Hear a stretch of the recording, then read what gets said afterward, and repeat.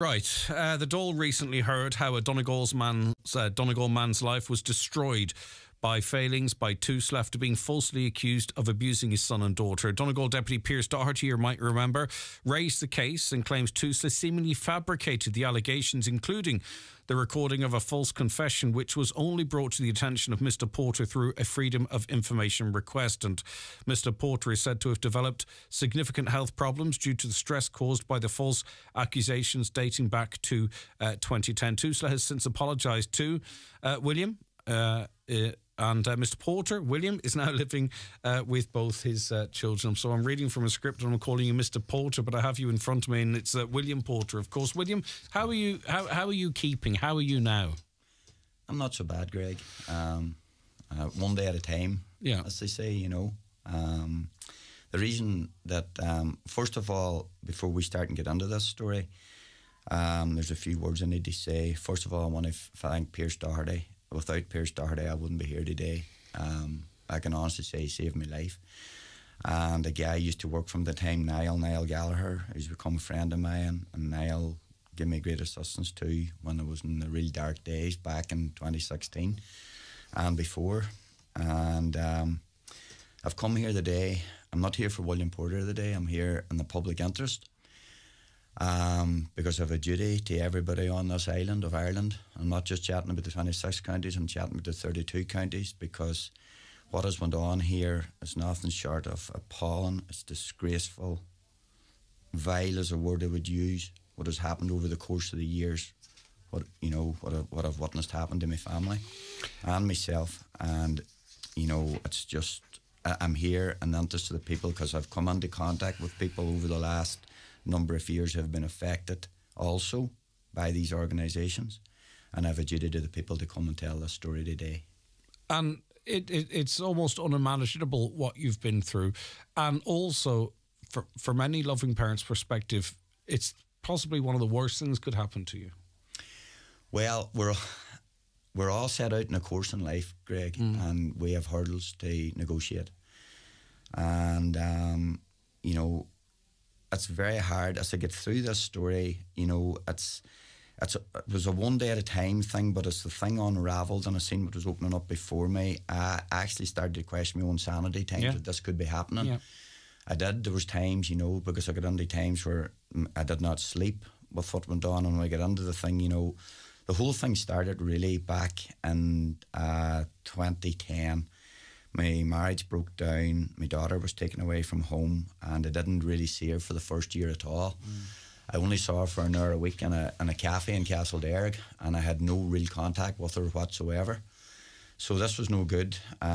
Rachel was only a wee bit over 2 years of age at the time, and you know, I had to go through court to get proper contact set up, and that was very difficult because I contacted a legal firm in Tyrone at the time, and they were looking for £600 for one day in court. And in my naivety, I said to the guy, "Will that sort everything out?" He says, "I wouldn't think so, you know." So I couldn't afford to hire legal representation, so I ended up working as self-litigant myself. I mean, that in itself, before we even get into it, that in itself, that you are the ability to secure the right to see your children can come down to how much money you have. I mean, that's in it. You know, I mean, that's Absolutely. even the start of it. Yeah. But that in itself is, yeah, you know. Yeah. I did receive help from a man, and he's not with us anymore, unfortunately, a man called Pat Kelly. He worked for a group called Forever Fathers, and he got me schooled to go into court the first time I done the Oma courthouse, because my daughter had been taken to Northern Ireland, and I had to go through the Northern Ireland system, so I did. And he gave me great help, so he did, Pat, and I'm just, I think about him every day, to tell you the truth, but unfortunately he died in 2014, so he did. But anyway, I started, and the first time I applied to get contact with my daughter, I remember it was either the first or second time I was up in the court, and I went upstairs, was handing in papers up to the court clerk, and I remember the court children's officer at the time reached me this bundle of papers, and I sat down and started to flick through them, and I started to read stuff on these papers, which I couldn't believe I was reading about myself. And I remember looking across, and there was 3 PSNI officers sitting across from me. We were in the upstairs part in the court, And I said, if you guys were seeing what I was reading here, you'd be taking me away, sort of thing, you know.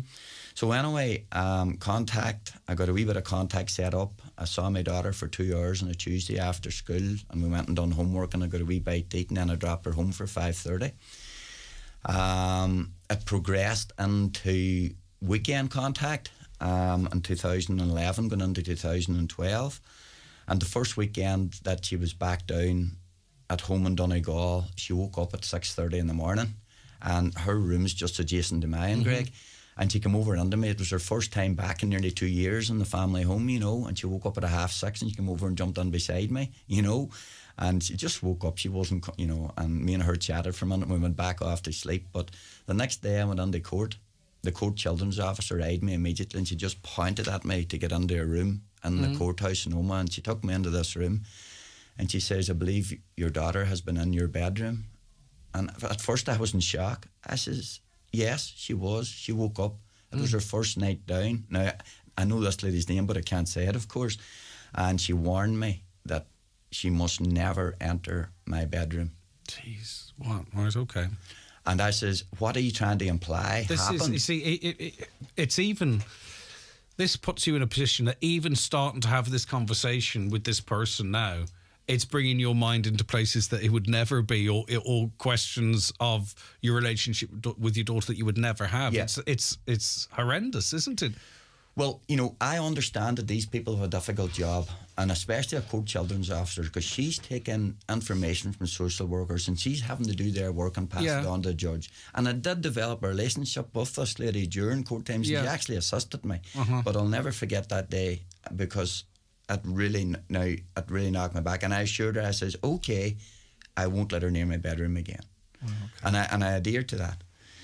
So that was okay, Greg. That happened then, and I'm just coming forward here. Then my contact was continuously broken. There was no consistent contact, and nobody was doing nothing about it. Now, So just so we understand the language here, and we're only talking about your situation, not other parties as such. You were being frustrated, like were you being told your daughter's not available, or I would have went to pick her up and she wouldn't even. Okay, perfect. Okay, just so we understand what was going. Yeah, and I was relaying this back, but it was getting nowhere. Yeah. So my son was so frustrated at the time too, because he wasn't getting to see his wee sister. He was living with me, and he stayed with me, of course, when the marriage broke down. And he was so frustrated. He says, Daddy, you're getting nowhere at all. I'm going to go and speak to these people. They're going to have to listen to me. So on June the 20th, 2013, Andrew spoke to us. I'm going to call her social worker A in Derry. And he went down and relayed his fears about his wee sister and about him not getting to see her and stuff like that there. This social worker, he went down on his own, and she showed him no compassion whatsoever. She actually rung me that evening and threatened me on the phone and said that that's a terrible thing you've put your son through there today. I says, I haven't put him through anything. He's not getting seen his wee sister. This is terrible what's going on. You people need to do something here. So that was okay. We got nowhere. Andy was very upset, so he was. And that was okay. But what age was that? What age was Andrew at this time? 16 years of age. Okay. Yeah. You know. And moving forward then, this was in Derry where he had this meeting with social worker A. Yeah. So this is when it really starts to get going, Greg. In July, the 16th of July 2013, we got a meeting with a social worker B, in I think it's County Buildings up in Oma. And we went up there, and I have to say this was the most horrific days that I've ever put in my life. I've never witnessed anything I've witnessed this day. I witnessed my son telling this lady things, shocking things, and she didn't listen to one word that he said. She didn't listen to one word what he said. She turned everything back on him. Can you give us an idea without going into it? I know it's difficult, but it's really personal stuff that happened within his life, and I want to try to protect that as much as possible. Now I understand. So he was relaying very serious stuff, about absolutely really serious stuff. Get you. And he become upset during the meeting. Now, sitting beside social worker B was social worker C, and she had her head down. She didn't even engage with us because I don't think she could believe it was happening herself. And I can't remember exactly how long in the meeting, but I could see Andrew was getting really upset. And I remember I put my hand on his knee. I says, "You're okay, son.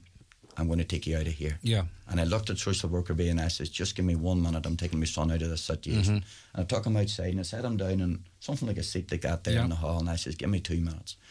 And I went back in to social worker B, and here's what I asked her. I says, "Are you a mother yourself?" And she screeched at me, "How dare you ask me that question?" I says, "I'm going to ask it again from a humanitarian point of view. Are you a mother yourself?" And it was the same response. She just screeched at me, "How dare you ask me such a question?"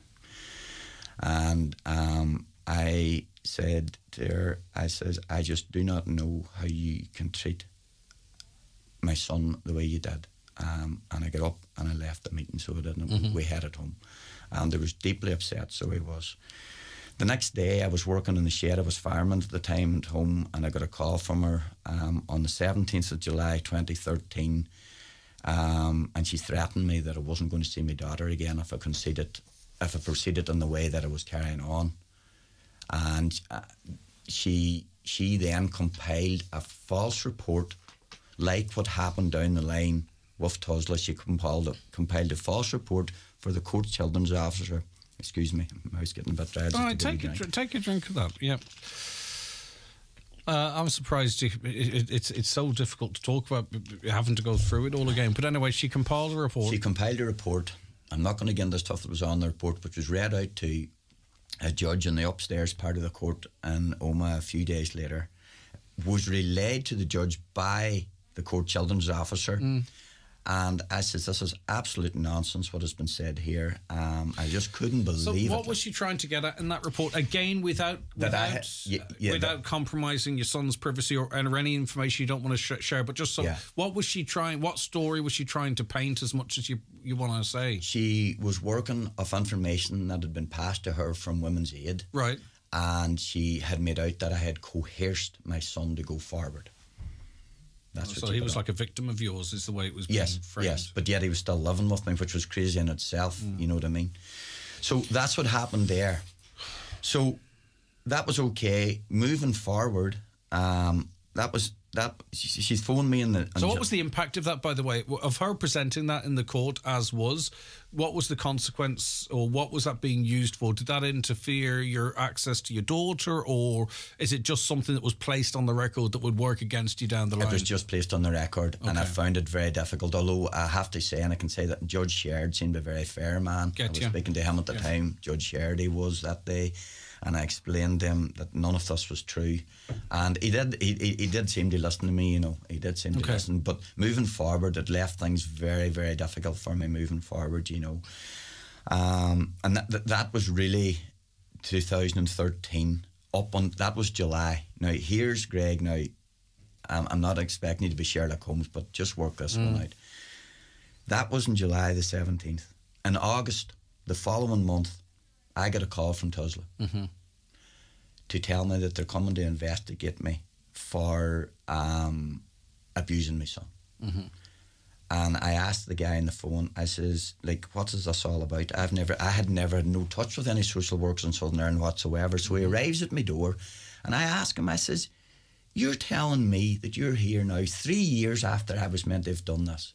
He says, "I'm only here to tie up loose ends." And I said, "Let me tell you something, my good man. My son's life is no loose end." And I says, "You're an absolute disgrace that you've taken that long to get here." 3 years after 3 years after this incident that was reported to happen, and that's how long it took him to get to my door. And I says, "You better come in, because me and you need to have a good chat." He spent a couple of hours with me, and he went away, and he came back and spoke to my son on another occasion. I think it was about a week or 10 days later. And when he was leaving, I said to him, I said, "Are you happy now that my son's, you know, safe with me?" Oh, he says, "I'm surely, no problem." Right. So that was the two meetings we had, firstly with Tusla, you know. So I knew instantly. I did say to him, I says, look, you've been sent here by Northern Ireland because of the stuff that happened previously in Northern Ireland, and he totally denied it. He totally denied it. I says, no, I'm just here to tie us loose ends. He said the same thing over again, which, it didn't take, if you put two and two together. The timing was too... it was just like, that was my take on it. That's what I believe to be true, And... So do you think, if you are correct in that it was the Northern Ireland people that triggered this Tusla activity. Yeah. Do you think that any part of it was about child protection, or was this now about having a go at you? Well, as we get forward, I'll show you exactly what happened. Jumping forward? Yeah, right, no, okay. no. What's going to unfold here? Only that this is down and there's a report to back this up, you wouldn't believe this. You would get me sectioned. Okay. That's what you would do. Yeah.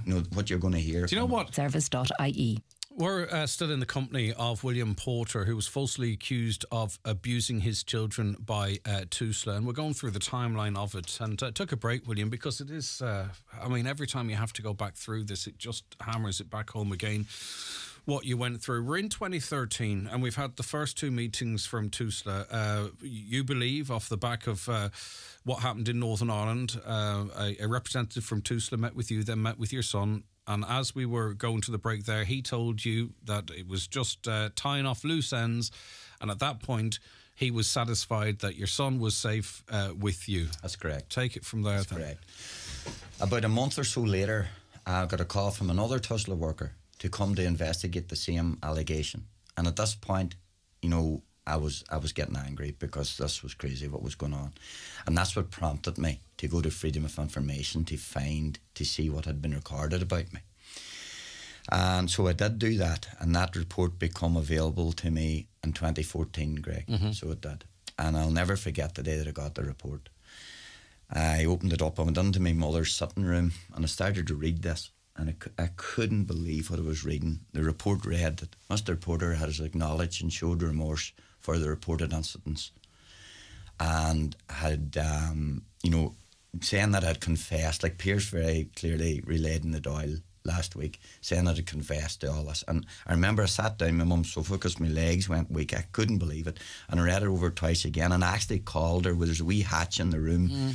And she come on and says, Mum, come on, and do you see this? And she started to read it, and she just could not believe. She just could not believe this. What extent did they go to fabricate your admittance of these allegations? Just that I had admitted to doing it, and had learned from my mistakes, and I had showed remorse for this. Which, like, at that point, again, you're starting to say, am I in some sort of an alternative reality here? Absolutely. And at that time, I went to my doctor to tell him what was happening. I said, I need help here. I needed to go to speak to somebody. And he referred me to a psychologist in St. Connell's down here who I met with 7 times during 2014. Were you afraid that going through that process could be weaponised against you as well? No, I needed to speak. I had a couple of close friends I could speak to, but I was chatting them up. This was forefront of my mind all the time. I wasn't sleeping. Yeah. And I needed to go to speak to somebody professional to sit down and speak, and I met with that lady down in St. Connell's during 2014. All the records are there to back this up, what I'm saying. Yeah, So that was okay. And that was taking us into the start of 2014. And my contact was still broken. Now, what I'm going to tell you now, I didn't see my daughter for 38 days over a period of time. And I get a call from my ex-wife on a Thursday to say that I can pick up Rachel on the Friday to bring her home for the weekend. And I find that now there's contempt, obviously, because there's broken contact. There's a contempt summons has been issued.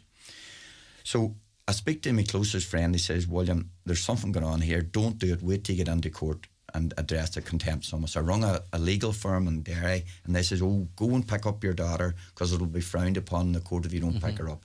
So I took the legal advice. Much now. You regret.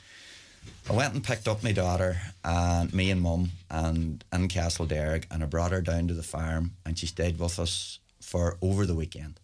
It was a beautiful spring weekend. I'll never forget it. I got a fella to give me a hand to do my work, and I just spent all the time with Rachel. So I hadn't seen her in so long, and I remember Mum was so delighted to see her when we were leaving Castle Derrick. She hadn't seen her like in so long, you know. And we come down the road, and we had a great weekend. We went into Derry on the Saturday. We got Rachel a wee dress and for church on Sunday, and we left her home on the Sunday evening. She went skipping up the lane in her new dress, as happy as Larry. That was okay. On the Monday, I get a call from the Gardaí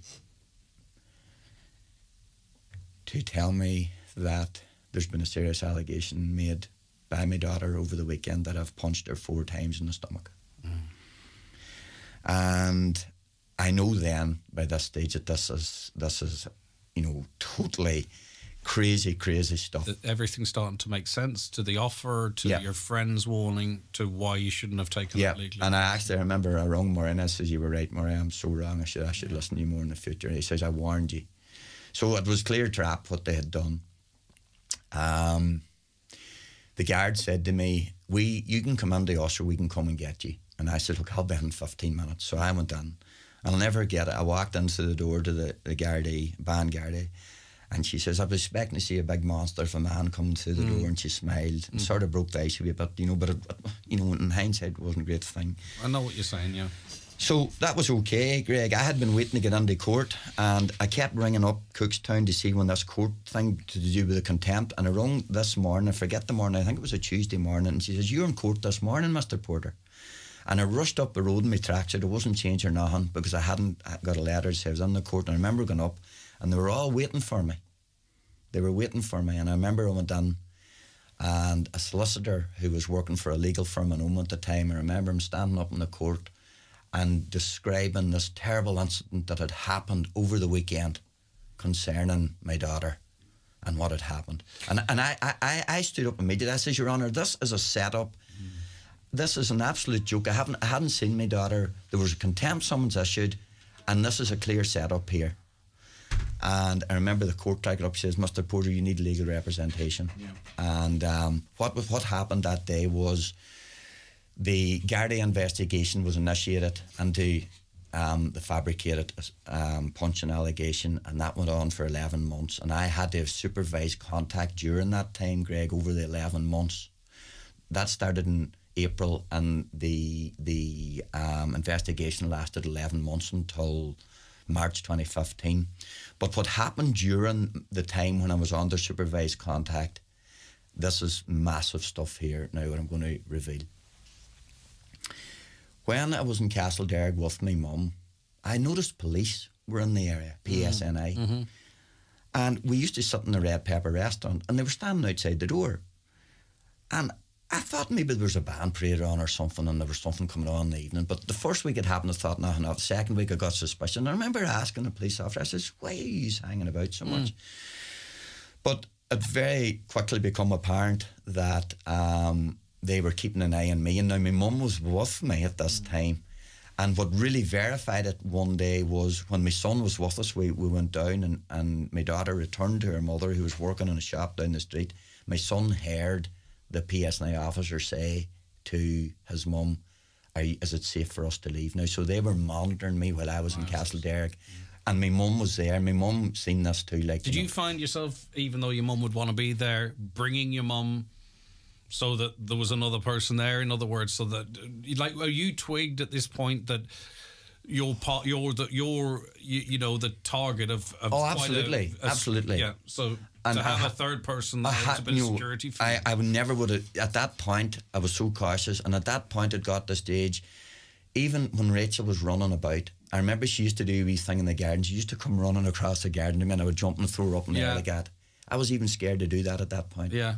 Because I didn't know what was going to come back. Yeah. You know, I was scared at that point. I was really, really scared. Paranoid as well, and yeah, you know, when you're under that level of scrutiny. So had the police situation. I was in Castlederg on one of the Tuesdays, and I bumped into a lady who would know the family very well. She's a professional lady, and she says, "How are you getting on, William?" And I says, "Not good, not good." And I started to tell her what was happening, and she knew the family very well. And she says, "I can't believe this." And she had knew certain stuff. She says, "I'm going to go forward and tell these people that's a load of nonsense." Well, I says, "If you want to do that, you can." And she did go forward, and she relayed what she knew about stuff within the family to social worker C. Yeah. But that information was totally covered up, so it was. There was nobody acted, and this is a professional lady went forward. So they did. So it was buried, or is it was totally buried. And the scary thing about it, Greg, was the lady's husband was verbally attacked by my ex-wife in Castlereagh. The social services actually told her this lady had went forward. Now, I mean, like, with everything that you're going through, it's horrendous, okay? But I'm thinking of the Tusla visit, your son having to interact with these people in Northern Ireland, or choosing to, and then presumably your daughter being questioned to as it relates to these false allegations were made against you. So you're being victimised here as well. But the impact this is having massive, and I can't even get into that. I wouldn't even say, because it wouldn't be fair to them to say the impact that this had on them. I know what you're saying. Yeah, they could say it themselves when it's right for them to say. But you as a dad, no, I was watching this. It's not right. Yeah. During the investigation, after my daughter had to be interviewed by the Gardaí, as she would know, and I'll never forget, it was a Friday night, the sergeant in Lifford rung me, and he says, Wally, you've nothing to fear. The only thing this wee girl would say to the people here today was that people are making me say things about my daddy which are not true, and I want to go and live with my daddy. And that was okay. He says, we've nothing more to do with this. He says, I'm heading away now the weekend, and give your head peace. He says, this is over. Still, it's in 11 months. Yeah, that was in the time frame of 11 months. Incredibly, 3 days later, I'm contacted to say that they're going to conduct another interview.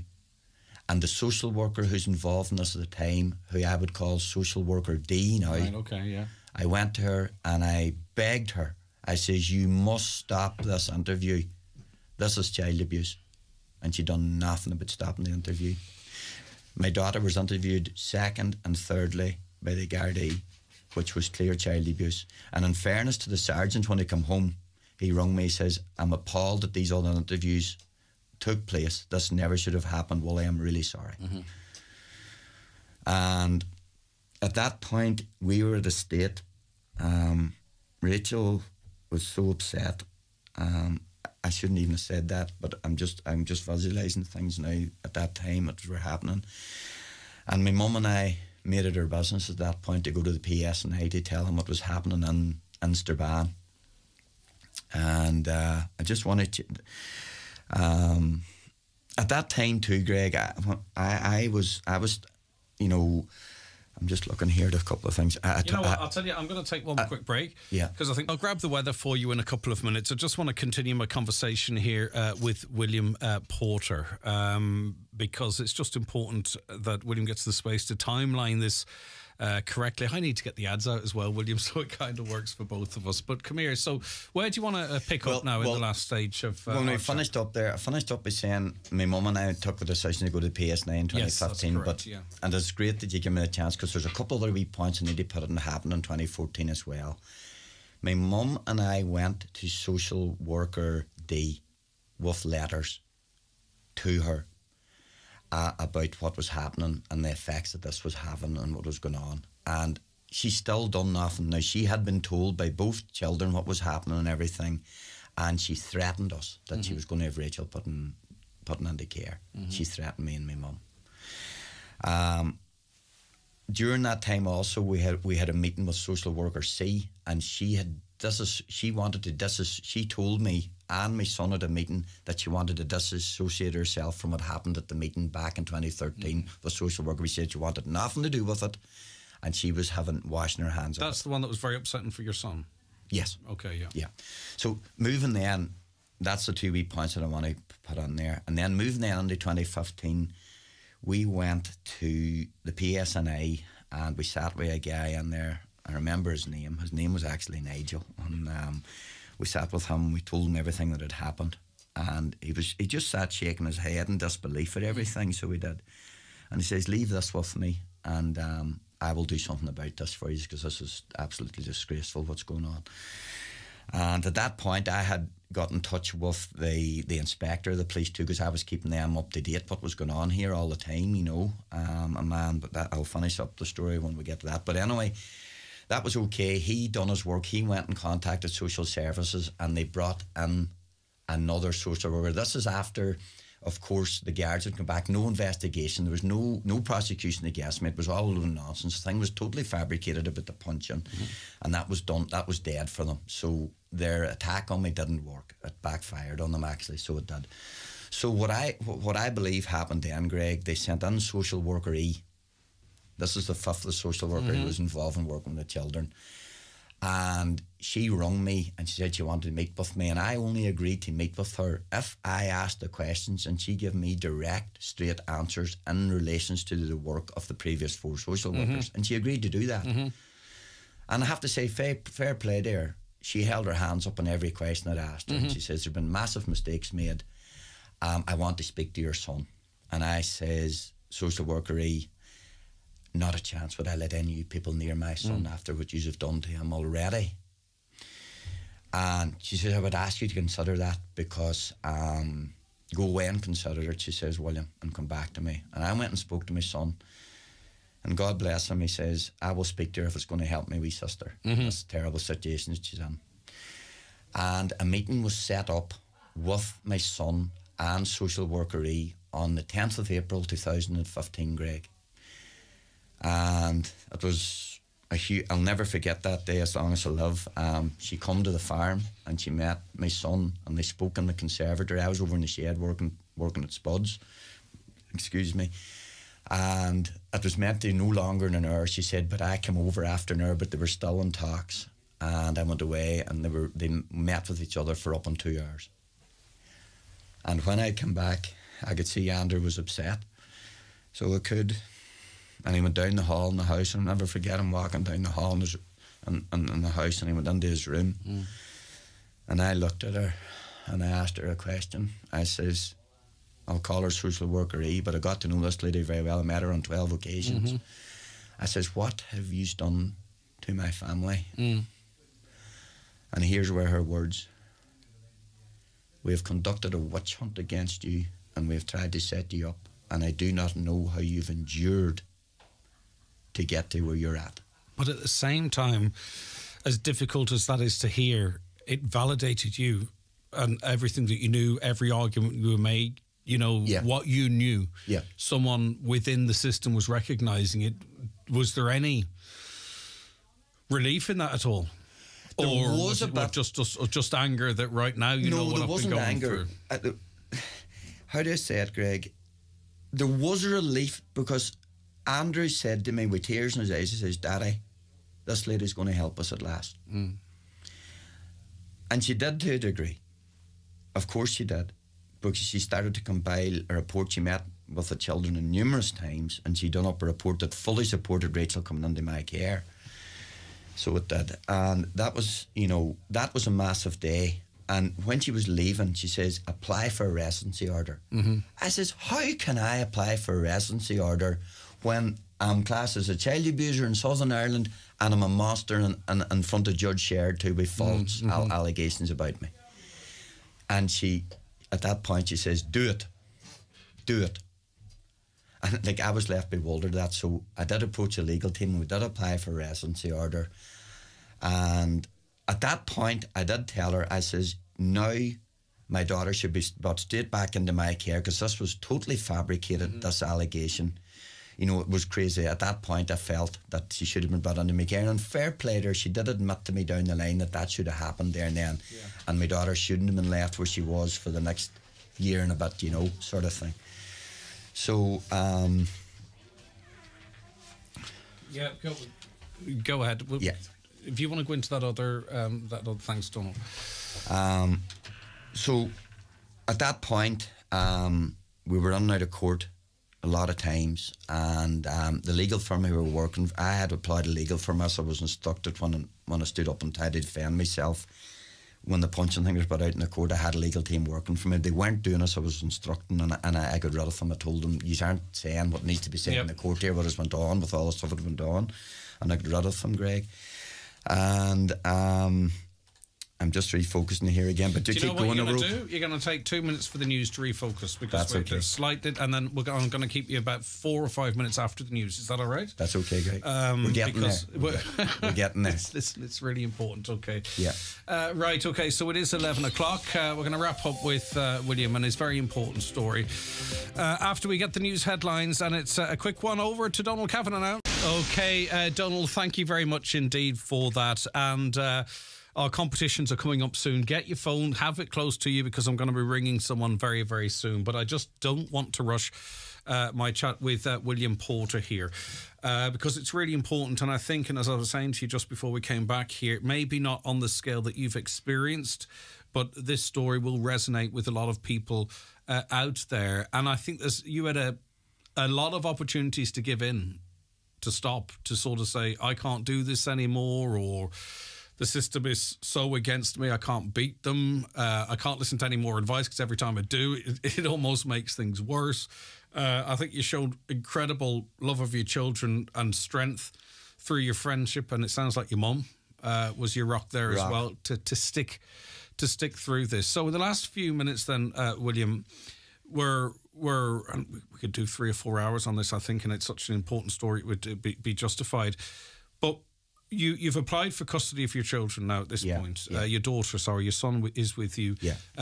You were advised to do so at that point. There is someone within the system admitting that you were the victim of a witch hunt, effectively, by the system. Yeah. Do you know what I mean? That's what it was. North and south. North and south. So what moving forward, on the 23rd of June 2016, I'm in court.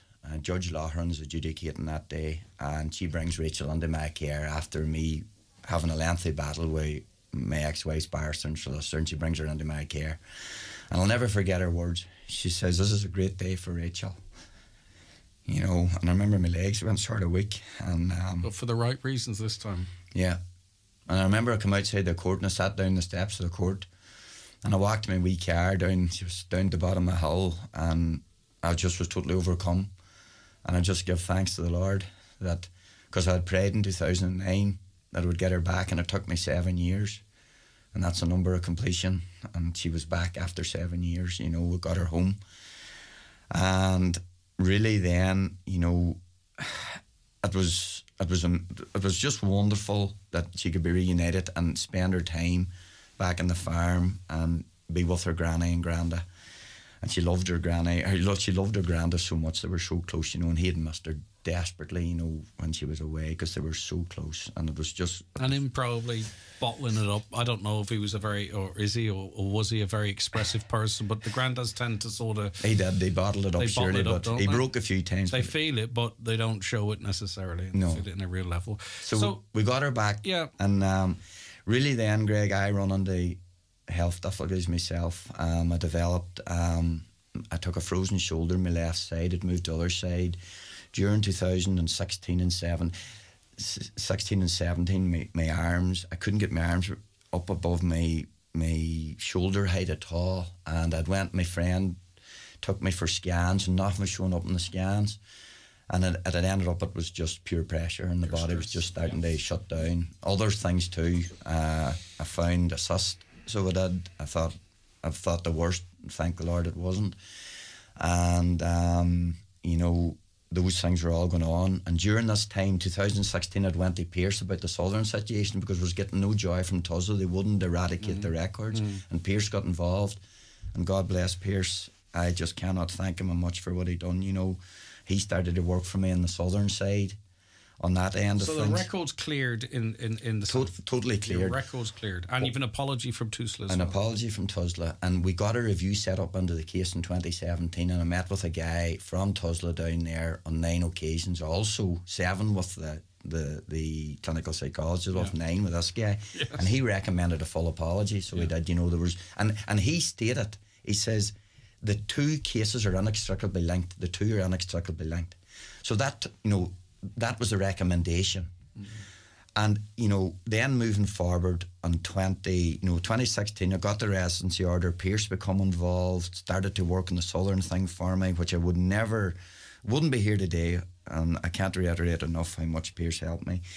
And the review was carried out of the case, full apology recommended, and that apology come in July 2018. And that was a massive lift. My father, I remember when my mum read it to him, he was inconsolable in the room, and it took such a weight. That's maybe when the pressure was relieved for him. That was his point. You know what I mean? You've had the different, but that was the time where he, you know, it's like the old steam cooker, you know, the pressure. You know, it was such a relief. Vindication. Yeah. You know, it certainly was a massive because thing. Because allegations like this cut through your parents' hearts like a knife, because they're worried about their grandchildren, but they're worried about their son. Your son's your son. It doesn't matter if he's he's 8 or if he's 48. He's still. Well, this is where I have to say, my mum never doubted me for 1 second. She never doubted. She was a woman of great faith. And you know, I had a wee girl come to me one time. She says, "William, they're saying wild things about you down in the local village." She heard them saying the shop, and she confronted them, you know. And she had the courage to come forward to me. I didn't even think about that side of it. There was so much of that. Yeah. But that's one instance, Greg. You know. I know, but I didn't. In all of this, I kind of in my head was thinking this is all private behind closed doors, but of course it's not. You know, the word gets out. And, which is painful, and that's painful for the wider family as well. Yeah. So what's the situation then? Sorry, go ahead. So there's two other things I need to tell you happened in 2017 then, along with. So what I done.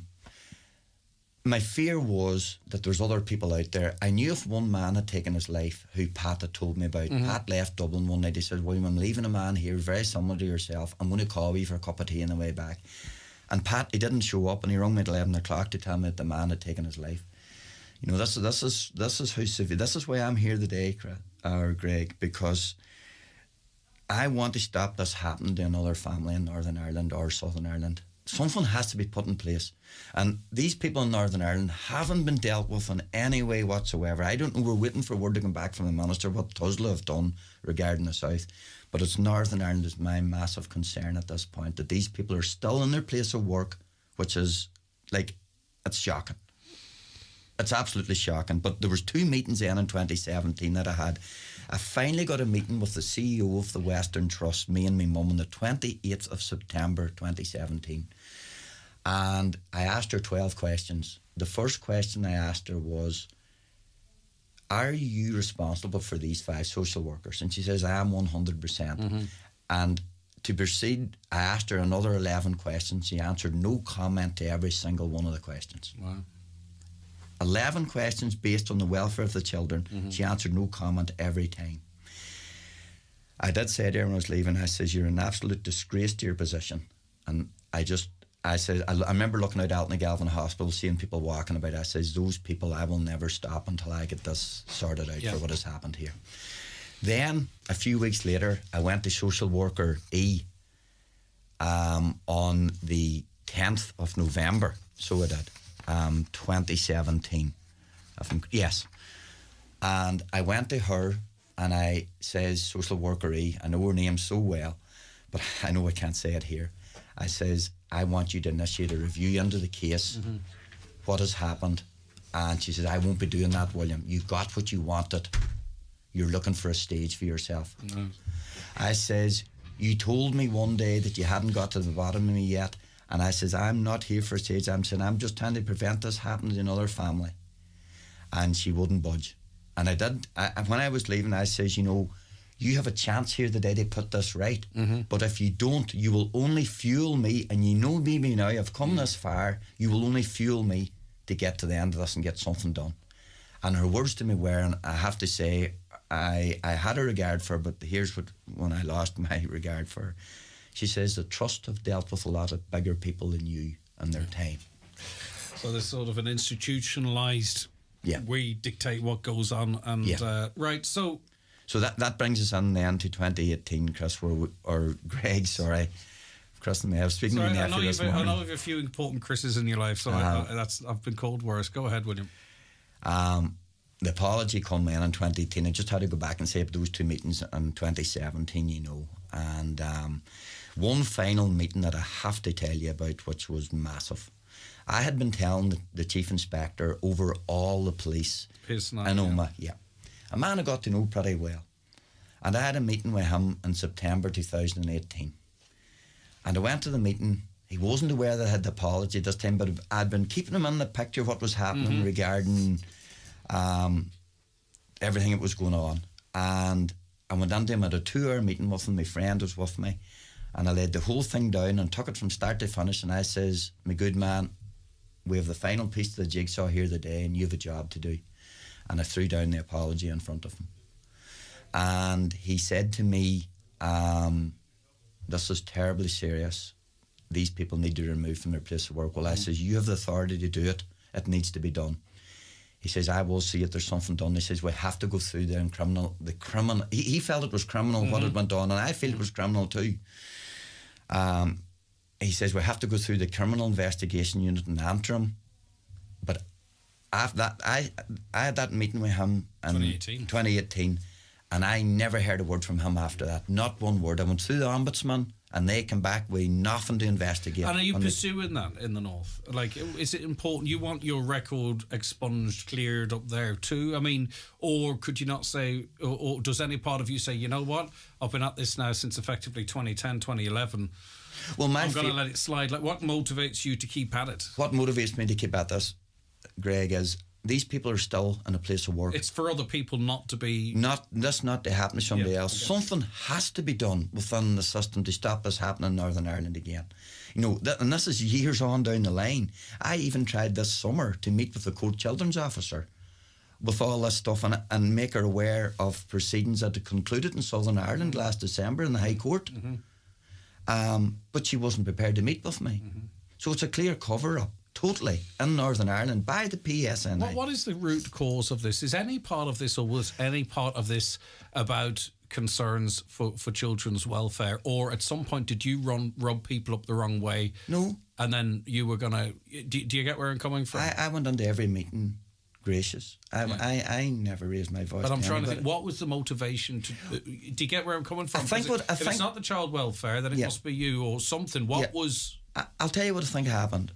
I think there was a lie told at the very beginning, and social workers didn't act. Those 5 social workers didn't act in the benefit of the children, and instead of dealing with a problem that was very early, the whole thing got a snowball effect, and it was a snowball they couldn't handle at the end. And I kept hanging in there, and it was a snowball they couldn't handle at the end. So that's where we're at today. All right. Well, listen. That led us under the court last week. I've told it as, there's a couple of wee things that I've missed here and there. I know there's things flashing through my head. There's so much. I know. But I think, to be honest with you, what you have told us is it's shocking. It can't happen again, but unfortunately it is happening. And I hope in you speaking out and with the backing that you have that.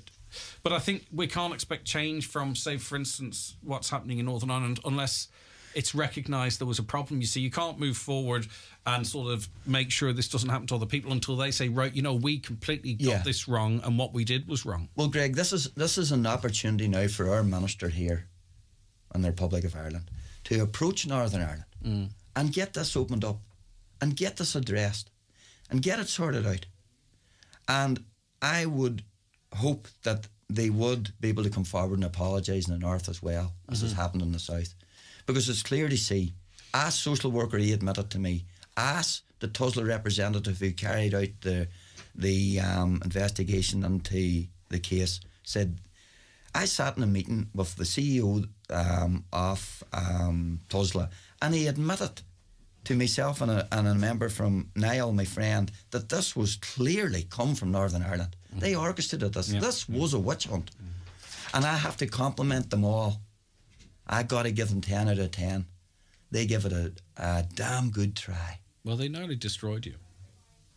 Yeah. Only for your own resilience and the people around you and Deputy Doherty's interference. They may have succeeded.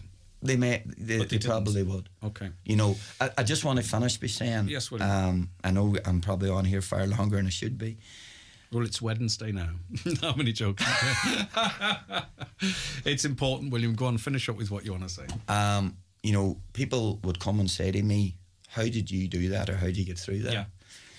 And what I would say to people is that I read Psalm 51 every morning. Mm-hmm. I'm a sinner myself, and my son is before me, Greg.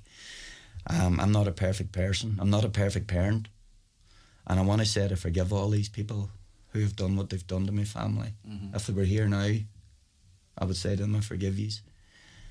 And the only reason I got through this was there's two verses that stand out for me so much. As my mum used to always say this to me: I can do all through He who gives me strength, and no weapon formed against me shall prosper. And the only reason that I'm here today is because of my belief, full belief in the Lord Jesus Christ, or I would not be here today, and I would never have got this far. Pierce helped me. I had close friends around me, but that's the reason I'm sitting here today, to tell this story. And I would pray that something could be done, that this would not happen to another family. That's what I would ask. In Jesus' name I pray. On that note, listen, thank you for all your time this morning. I appreciate it. It's a very difficult story to have to relive, because in timelining it and picking up particular meetings and instances, you're having to go through that again, and that emotion that you felt in those days. But I think, as you say, it's important, and we need to change the system that, you know, it needs to be held to account. But William, for now, listen, thanks so much. Thank you, Greg, for having me. And best wishes to you and all of your family.